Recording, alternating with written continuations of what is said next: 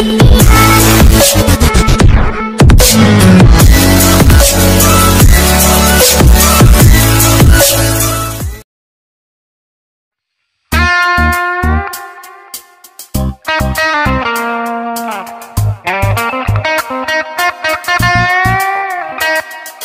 charpen nang kita nga sami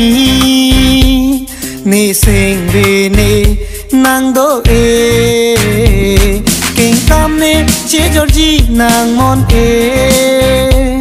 kamun thi si ne nang lang dun di ma charpen nang kita nga sami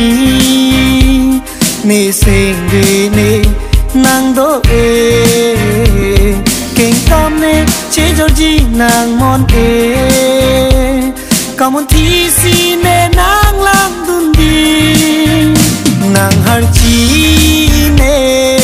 nang che man dun ji nang king kam ne nang che jor dun ji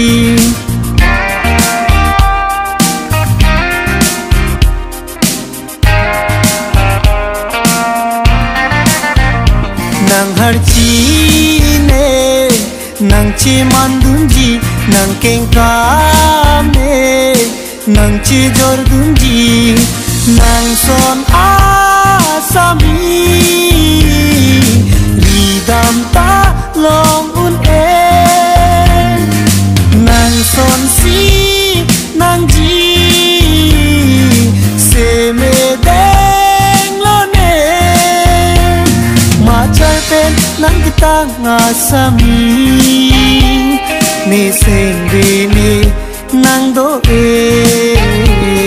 king kam ne che Georgie nang mon e kamun thi si ne nang lam dun di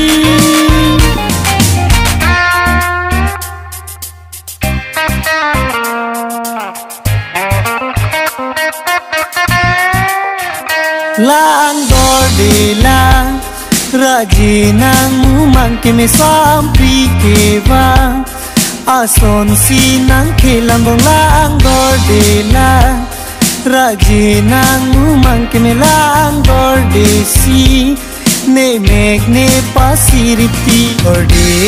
that ne nang raje ne phanang tang pe ti kan ke ar se te ne lang le le ka phere pi si puji ne pha nang dor de that ne nang raje ne phanang tang pe ti kan ke ar se te ne lang le le ka phere pi si puji ne pha ma charpen nang kita nga sami ni sing re ne nang do e king kam ne che Georgie nang mon e kamun thi si ne nang lang dun di nang chong ki ji ta hai he ne nang che tong ji ta hai he ne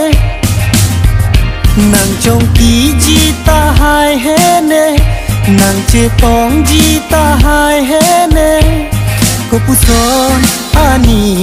la ne kaya long orana nang jin so thana ko puson ani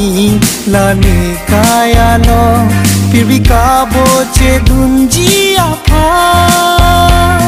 ma char pen nang kita nga sami ni sing re ne nang do e king kam ne che Georgie nang mon e kamun thi si ne nang lang dun di ma char pen nang kita nga sami ni sing re ne nang do e king kam ne che Georgie nang mon e kamun thi si